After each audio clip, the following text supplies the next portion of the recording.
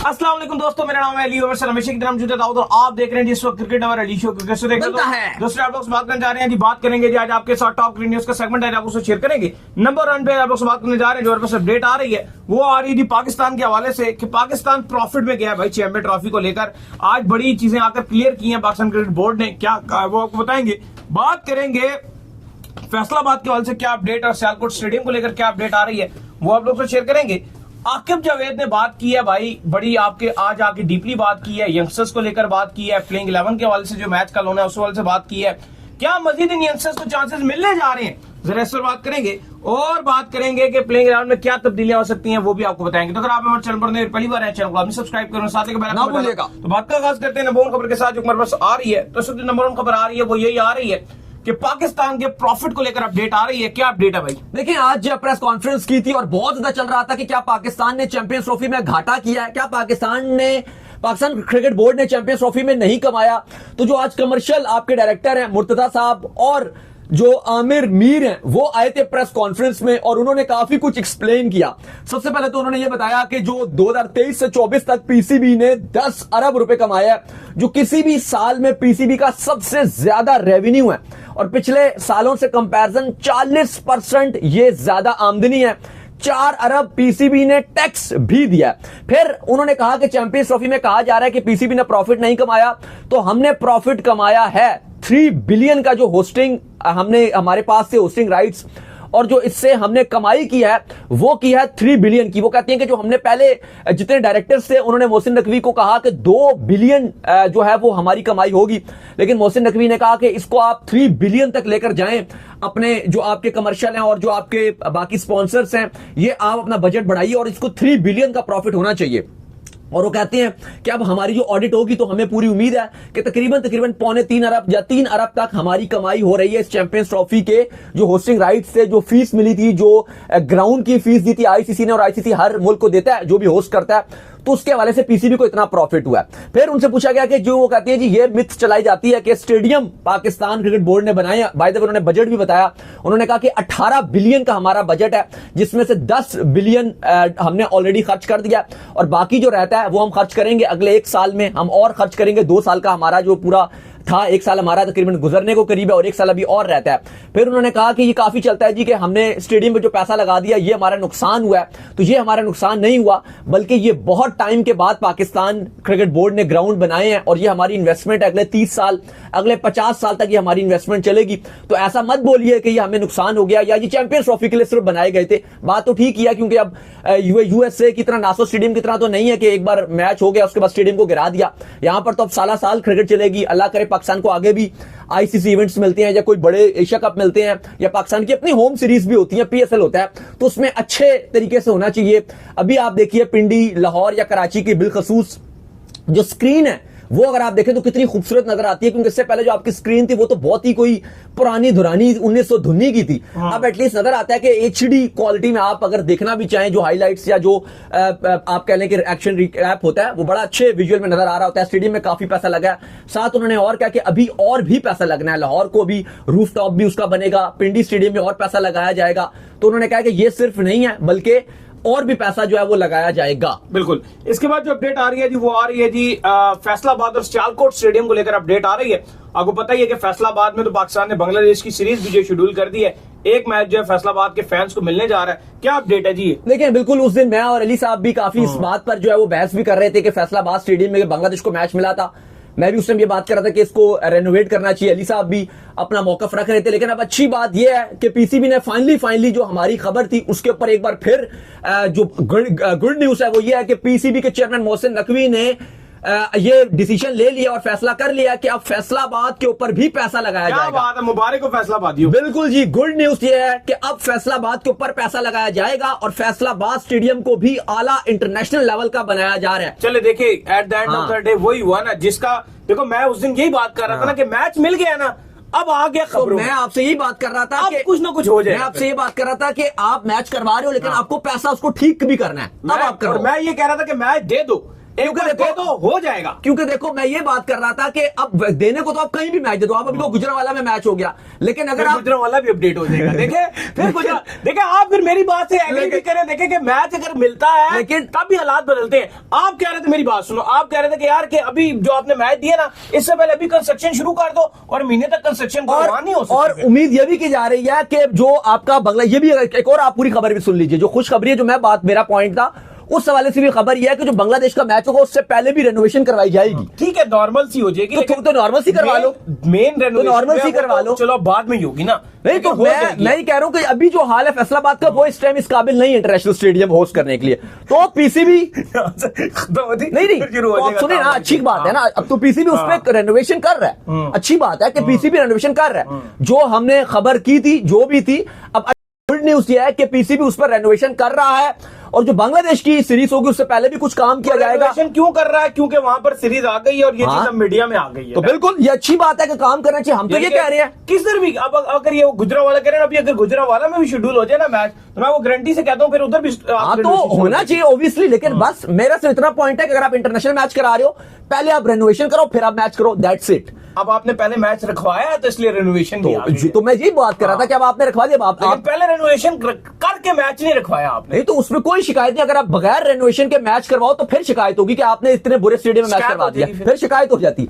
लेकिन good news ये है कि वहां पर भी काम करवाया जाएगा, इवन बांग्लादेश वाले मैच से पहले भी करवाया जाएगा और उसके बाद भी। मेन बात प्लस सियालकोट स्टेडियम में भी, उसको तो कोई मैच नहीं मिला, और मोहसिन नकवी ने यह भी फैसला कर लिया कि सियालकोट स्टेडियम में भी पैसा लगाया जाएगा और उसको भी जैसे बाकी आपके स्टेडियम है उनकी तरह तैयार किया जाएगा। इस तरह पाकिस्तान के पास 7 इंटरनेशनल स्टेडियम हो जाएंगे। तो ये गुड न्यूज है कि सियालकोट और फैसलाबाद स्टेडियम को मुकम्मल इंटरनेशनल लेवल का बनाया जाएगा, क्योंकि पीसीबी भी ये मानता है और मोहसिन नकवी भी ये मानते हैं कि अभी वो दोनों स्टेडियम इंटरनेशनल तर्ज के बिल्कुल भी नहीं है।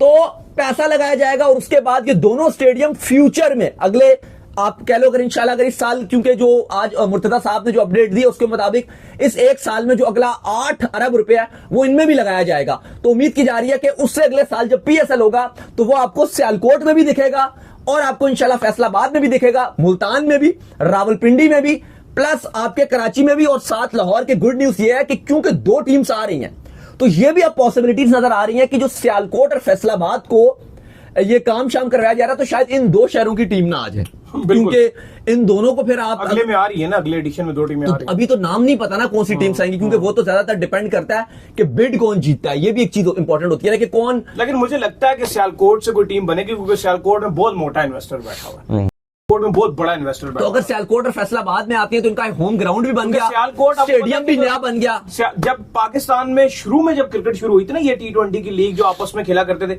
सियालकोट स्टैलियन एक बड़ा नाम था और उसको हम बड़े सपोर्ट करते थे। सबसे ज्यादा जीतती वही थी, इमरान नजीर, शोएब मलिक थे उसके अंदर, ये पुराने में उसके अंदर खेला करते थे, आमिर उसी में से खेलते थे। तो अब अच्छी बात यह है कि अब जो आपके स्टेडियम है 2 ये नए बनने जा रहे हैं और ये बड़ा अच्छा फैसला किया, प्लस जो रावलपिंडी स्टेडियम है उसके ऊपर भी और पैसा लगाया जाएगा, क्योंकि ये लॉन्ग टर्म इन्वेस्टमेंट होती है। देखो ना, आपने तो 1970, 80, 75, 60 के बाद आपने अपने स्टेडियम बनाया ही नहीं, 40 साल हो गए आपने स्टेडियम को हाथ भी नहीं लगाया। तो फाइनली अभी आपने 3 स्टेडियम पे पैसा लगाया है, अभी और इन पे लगाया जाएगा और प्लस सियालकोट और फैसलाबाद भी आ जाएंगे। बिल्कुल जी। इसके बाद जो अपडेट आ रही है जी हमारे पास, वो आ रही है आकिब के हवाले से, और अपडेट ये आ रही है कि आकिब ने जो है वो बात की है भाई साइम के हवाले से और फखर के हवाले से, बाकी भी उन्होंने बड़ी यंगस्टर्स को लेकर बात की है, स्पेशली यंगस्टर्स आपको पता है कि बुरी तरीके से फेल हो रहे हैं। तो आकिब जावेद ने कहा कि भाई कोई मसला नहीं है, यंगस्टर्स के ऊपर जो हम भरोसा शो करेंगे और ये हम जो है एक्चुअल जो तैयारी कर रहे हैं वो हम एशिया कप की तैयारी कर रहे हैं, हम T20 वर्ल्ड कप की तैयारी कर रहे हैं, तो आगे चल के मजीद यंगस्टर्स को भी मौके देंगे। लेकिन वो बात उन्होंने वही की है जिस हवाले से हम भी कह रहे हैं और जो पाकिस्तान के एक्चुअल फैंस है वो भी ये बात कर रहे हैं कि जिस वक्त इस यंग टीम के अंदर एक साइम अयूब और एक फखर जमान दोनों की इंक्लूजन हो जाएगी तो पाकिस्तान की टीम बैलेंस हो जाएगी। देखिए, आकिब जावेद ने आज प्रेस कॉन्फ्रेंस में बात की, उन्होंने कहा कि यंगस्टर्स को चांस देना चाहिए, ठीक है वो रन्स नहीं कर रहे, लेकिन हमें उम्मीद है कि ये मुश्किल कंडीशन है न्यूजीलैंड की और इस मुश्किल कंडीशन में भी अगर कोई यंगस्टर परफॉर्म करता है तो आगे आने वाले फ्यूचर प्लान में वो 2-4 यंगस्टर्स जो अच्छा करेंगे वो हमारे साथ जुड़े रहेंगे। इस तरह उन्होंने कहा कि एक अपॉर्चुनिटी भी है। लेकिन जो बहुत इंपॉर्टेंट उन्होंने बात की वो उन्होंने साइम अयूब और फखर जमान के हवाले से बात की, यानी कि उन्होंने कहीं ना कहीं अपना प्लान बता दिया, क्लियर मैसेज कि हमारा प्लान क्या है। चलो बाबर रिजवान की भी हम बात करते हैं, लेकिन उन्होंने फखर और साइम अयूब के हवाले से जो बयान था वो दे दिया, क्योंकि जो एक पाकिस्तानी फैन है, क्रिकेट फैन, वो ये बड़ी ख्वाहिश रखता है कि साइम अयूब और फखर जमान इनको ओपनिंग करने छोड़ दिया जाए और लॉन्ग टर्म छोड़ दिया जाए, यानी कि एक मैच में फेल हो गए तो दोबारा चेंज कर दिया जाए। दोनों अग्रेसिव है, फेल भी हो सकते हैं, लेकिन दोनों को परमानेंट चांस दिया जाए। तो उन्होंने बता दिया कि जो T20 वर्ल्ड कप है उसके लिए हमारा प्लान यही है कि साइम और फखर हमारे ओपनर होंगे, प्लस वो चाहते हैं कि ये जो यंगस्टर्स को चांस दिया जा रहा है, 6-7 यंगस्टर्स हैं, इनमें से 2-3 ऐसे हो जाएं जो अपनी जगह बना ले, तो बड़ा ही राइट कॉम्बिनेशन और विनिंग कॉम्बिनेशन जो पाकिस्तान का बन जाएगा। ये उन्होंने बड़ी इंपॉर्टेंट बात की। फिर आगे अली साहब जो उन्होंने बात की, शाहीन के हवाले से भी बात हुई, उन्होंने वो भी बात की पाकिस्तान की बॉलिंग की जो नाकामी चल रही है, लेकिन उन्होंने कहा कि देखिए जीतने के लिए हम आए हैं, हमारा गोल यही है, लेकिन अभी क्योंकि हम यंगस्टर्स को भी चांस दे रहे हैं और अभी हम सेट नहीं हो पा रहे, लेकिन हमें पूरी उम्मीद है कि जो यंगस्टर्स हैं वो ऑकलैंड में कम बैक करेंगे। बिल्कुल जी। और आपको पता है कि इसके जो बाबर और अमन के हवाले से बात कर रहे थे, वो ये भी है कि पाकिस्तान क्रिकेट में जो एक लॉन्ग टर्म मीटिंग भी हुई है और इस मीटिंग के अंदर जो है ये फैसला भी कर लिया गया है कि हम जो मजीद अगर ये यंगस्टर्स जो है वो फेल भी होते हैं तो हम इन यंगस्टर्स को चांस देंगे। अभी मैं दाऊद से ही बात कर रहा था कि बाबर रिजवान के साथ भी कोई ज्यादती नहीं हो रही, उनको भी जो एक्चुअल प्लान दे दिया गया है वो 2027 ओडीआई वर्ल्ड कप का प्लान दे दिया गया। अभी 2025 है ना, एग्जैक्टली 2 साल आपके पास मौजूद है कि 2 साल के अंदर आप अपनी प्रॉपर ओडीआई की टीम तैयार करें। और ये बात ये देखो, जो एक्चुअल क्रिकेट फैन है ना, जो क्रिकेट से प्यार करता है, वो बाबर रिजवान से नफरत नहीं करेगा, ना हम बाबर रिजवान को किसी किस्म का हेट देते। फॉर्मेट डिफरेंट हो तो सबसे बेस्ट जो आपका प्लेयर है ना ओडीआई के अंदर भी और जो टेस्ट के अंदर भी, ये दोनों ही है भाई, ये दोनों ही परफॉर्म कर रहे हैं। साथ साउथ शकील को मिला लो टेस्ट के अंदर, तो ये 3 लोग ही आपकी बैकबोन बनते हैं ओडीआई और टेस्ट के अंदर, जो आपको रन्स करके देते हैं। तो कोई डिसरिस्पेक्ट उनको नहीं है, कोई हेट उनको नहीं है। और पाकिस्तान क्रिकेट बोर्ड को बहुत सारा प्रेज है कि उन्होंने ये फैसला किया कि हम जो है वो अगर ये यंगस्टर्स फेल होते हैं, मजीद यंगस्टर्स को T20 की तर्ज पे चांस देंगे, क्योंकि उनका ये मानना है कि जो T20 क्रिकेट है वो तब्दील हो चुकी है और मजीद जो दुनिया की सारी टीमें अब वो ऐसी टीमें बना रही हैं जो टीम लंबे रन करे। यार देखो, एग्जांपल ये है कि अब इंडिया की T20 टीम से रोहित शर्मा, विराट कोहली, रविंद्र जडेजा चले गए हैं। आप मुझे दिल पे हाथ रख के बताओ, जिस तरह से इंडिया की जो फैंस है ना, क्रिकेट फैंस, वो ज्यादा प्यार करते हैं क्रिकेट से एज कंपेरिजन अगर आप बाकी नेशन देखो, उसकी वजह ये है कि वो टेस्ट मैच, कोई बेकार सा भी कोई टेस्ट मैच हो रहा होगा ना, वो फिर भी टेस्ट मैच के लिए सारे ग्राउंड में पहुंचे होंगे। क्या उन्होंने इतना शोर मचाया जी कि विराट कोहली और रोहित शर्मा को T20 से क्यों निकाल दिया या क्यों रिटायरमेंट दे दी? सबसे ज्यादा दुख पता है उन्होंने मुझे छोड़ी है ना, मुझे सबसे ज्यादा दुख क्या, विराट की नई जगह बनती तो नहीं बनती T20 में। सबसे ज्यादा दुख मुझे ये कमेंट पढ़ के होता है जो ये कहते हैं कि बाबर रिजवान के बगैर तुम्हारी T20 की टीम कुछ भी नहीं है। कल को जब वो रिटायरमेंट ले लेंगे, क्या उनके बाद तुम्हारे पास कोई खिलाड़ी नहीं आने वाले? उनसे पाकिस्तान की टीम खत्म कर दें क्या उनके बगैर? टैलेंट मौजूद है, सब चीजें मौजूद है, सिर्फ जो है ना वो एक प्रोसेस है। आपको दोबारा से जब टीमें रिबिल्ड होती हैं तो चांसेस देने पड़ते हैं। 17 में चैंपियंस ट्रॉफी में कौन सा रिजवान थे या बाबर भी थे, तो बाबर की कोई परफॉर्मेंस तो नहीं थी। हाँ। अगर आप 17 में देखो तो और बहुत कोई का दुका बाबर ने रन बनाए थे थोड़े बहुत, लेकिन कोई ऐसे कोई हाईलाइटेड परफॉर्मेंस नहीं थी। फिर अगर आप देख लो 2009 की जो आप जीते हो T20 वर्ल्ड कप, उसमें दोनों नहीं थे। हम ये तस्वीर वर्ल्ड कप रिजवान जो है अगर ये टीम में नहीं होंगे तो पूरा पाकिस्तान ऐसा नहीं होता, उनमें टैलेंट ही नहीं है। ओडीआई में और टेस्ट में आप बाबर रिजवान को चांस दीजिए, खुल के दीजिए, अगर ये फेल भी होते हैं, दे रहे हो, अगर ये फेल भी होते हैं वो इनका राइट तो दिया है ना, फेल होने के बाद ही वो दे रहे हैं। अभी रन कहाँ बनाए? 2023 में कुछ नहीं किया, 2025 में कुछ चैंपियंस ट्रॉफी में कुछ नहीं किया, दे रहे हैं। हमें पता है ये दो, हमें पता है कि ये ओडीआई टेस्ट में कर देंगे, तो फिर भी T20 में हमें ये पोटेंशियल नजर आता है, ये नहीं कर सकते वहां पे। लेकिन T20 में हमें पता है कि उनका पोटेंशियल कितना है। तो T20 में अगर एक यंगस्टर्स के साथ अप्रोच जा रहे हो तो कोई बुराई नहीं है। बहरहाल खबर जो है वो ये है कि पीसीबी में एक मीटिंग हुई जिसमें ये असूली फैसला किया गया है और मोहसिन नकवी ने इस बात पर इजाजत भी दिया कि अगर ये यंगस्टर दौरे न्यूजीलैंड में फेल भी होते हैं तो आप फिर भी T20 में यंगस्टर्स पर ही एनएसआर कीजिए। बेशक अगर कोई एक आध यंगस्टर्स में से अच्छा नहीं कर रहा तो आप रिप्लेस करके दूसरे यंगस्टर्स को डाल दीजिए। प्लस ये फैसला किया गया कि यंगस्टर्स को थोड़ा सा जो आप कह लो कि उनको इसलिए भी पोटेंशियल इतना नहीं मिल पा रहा है क्योंकि उतने उनके दौरे नहीं हो रहे।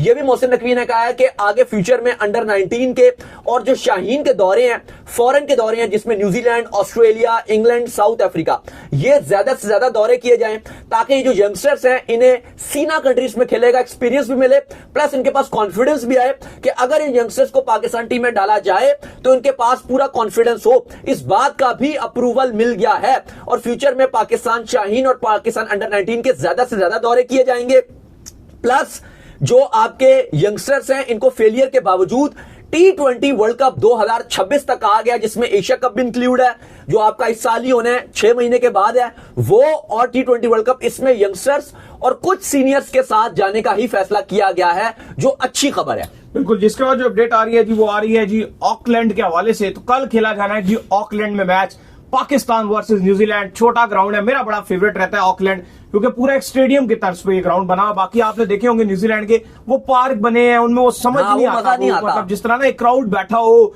पूरा स्टेडियम देख लो, इतना अजीब सा है वो, टोटल 3,500 की कैपेसिटी है। पार्क के अंदर ये जो है वो अपने लगा लेते हैं और उसको अपना एक ग्राउंड बना देते हैं, वो मजा नहीं आता। लेकिन ऑकलैंड एक प्रॉपर स्टेडियम है और छोटा स्टेडियम है। तो कल होना है भाईजान ऑकलैंड के अंदर मुकाबला पाकिस्तान और न्यूजीलैंड। प्लेइंग 11 के हवाले से खबरें भी आ रही है कि 2 तब्दीलियां होंगी। आकिब जावेद ने भी बोल दिया कि 2 तब्दीलियां होंगी, कल हमने भी आपको बताया। तो पॉसिबल तौर पर जो नाम आ रहे हैं, एक उस्मान खान का भी नाम चल रहा है, फिर उमैर बिन यूसुफ का जो है नाम चल रहा है, और एक आधी तब्दीली पेसर में हो सकती है। देखिए बिल्कुल पाकिस्तान टीम 2 तब्दीलियां करने जा रहा है, लेकिन उससे पहले आपको मौसम का बता दें। लोग काफी मौसम का पूछ रहे हैं कि ऑकलैंड का मौसम कैसा रहेगा, क्योंकि जो ड्यूंडन था उसका मौसम का मसला ये था कि वहां बारिश हुई थी। इसकी प्रोनाउंसिएशन भी बड़ी मुश्किल है, क्योंकि अगर आप पढ़ो तो डिडंडन आई थिंक इसका वो, हाँ, लेकिन वो थोड़ा सा मसला रहता है।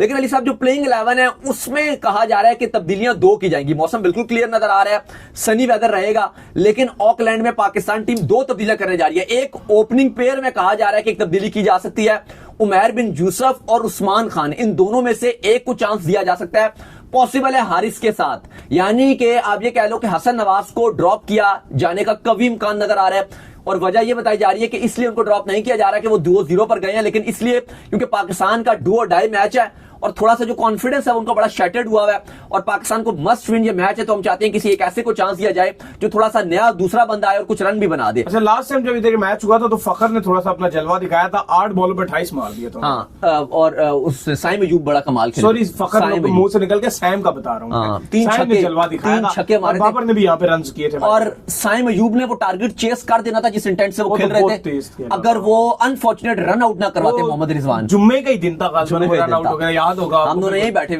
थे, जुम्मे का ही दिन था। तो वो रन आउट होकर हम दोनों का जो दिल है वो बस टूट गया था। तो बहरहाल एक तो ये तब्दीली की जा रही है, दूसरा अब्बास आफरीदी को 11 में डाला जाने का कभी इम्कान है। मोहम्मद अली को वो रिप्लेस करने जा रहे हैं और मोहम्मद अली की जगह अब्बास आफरीदी को टीम में डाला जा रहा है। तो ये 2 बड़ी तब्दीलियां होने जा रही हैं, प्लस तीसरी तब्दीली पे भी सोच विचार है, लेकिन अभी देखते हैं कि वो होता है कि नहीं, कि अगर जहांदाद को बिठाया जाएगा तो उनकी जगह इब्रार खेल सकते हैं, लेकिन अभी वो फैसला इतना सॉलिड नजर नहीं आ रहा। लेकिन 2 तो नजर आ रही हैं तब्दीलियां, एक अब्बास आफरीदी टीम में आते हुए नजर आ रहे हैं मोहम्मद अली की जगह, और दूसरे क्योंकि अब्बास आफरीदी भी बड़ी बॉलिंग शोलिंग करते हुए नजर आए हैं, आज बड़ी बैटिंग शैटिंग भी किया उन्होंने, तो नजर आ रहा था कि अब्बास आफरीदी शायद 11 में जगह बना लें और एक उमैर बिन यूसुफ या उस्मान खान में से हसन नवाज को रिप्लेस करेगा। तो उम्मीद कर रहे हैं हमारे शो आपका वीडियो को लाइक कीजिए, हमारे चैनल को सब्सक्राइब कीजिए, साथ में बेल आइकन को बजाइए। एक और काम कर लीजिए और वो ये कर लीजिए, आप इंस्टाग्राम को बताइए, फॉलो कीजिए। इंस्टाग्राम पे मुझे फॉलो कर लीजिए, वहां पे मैं मौजूद हूं, दाऊद क्रिकेट के नाम से। अगर आपको कोई सवाल हो तो भेजिएगा, उनको भी फॉलो कीजिए। मुझे फॉलो कीजिए, मौजूद ऑफिशियल के नाम से, लिंक डिस्क्रिप्शन में मौजूद है। नेक्स्ट वीडियो, तब तक के लिए अल्लाह हाफिज, बाय बाय, ख्याल रखिएगा अपना।